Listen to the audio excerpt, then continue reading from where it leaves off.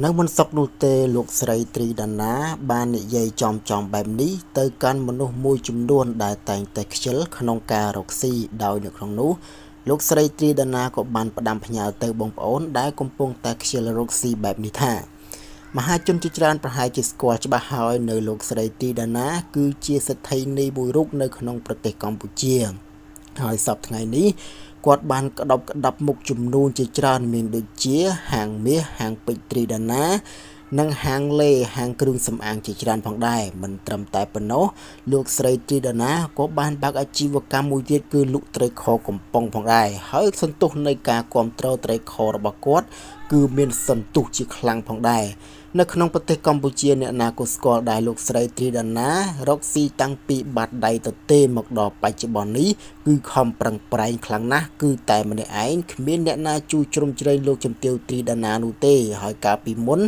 លោកស្រីត្រីដាណាគាត់បានលក់ខោអាវនៅមុខរោងចក្រគឺពិតជាលំបាកខ្លាំងមែនទែនរកមុខខ្វះក្រោយរកក្រោយខ្វះមុខហើយការតស៊ូនេះមិនក្បត់ឧត្តមកតេខ្លួនឯងនេះទេជាចុងក្រោយលោកស្រីត្រីដាណាក៏បានឈានដល់ចំណុចកំពូលគឺលោកស្រីត្រីដាណាមានសមត្ថភាពក្នុងការលក់លេហើយក៏បើកក្រុមហ៊ុនធំៗដូចជាហាងពេជ្រហាងមាសពេជ្រជាច្រើននៅក្នុងរាជធានីភ្នំពេញពី3កន្លែងមិនត្រឹមតែប៉ុណ្ណោះលោកស្រីត្រីដាណាក៏មានផ្ទះ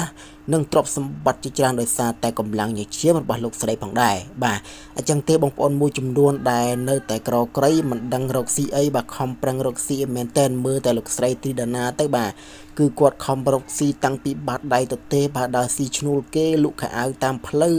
គឺគាត់ខំប្រឹងប្រែងទម្រាំមកដល់ថ្ងៃនេះបើកហាង3 4ហាងមាសហាងពេជ្រ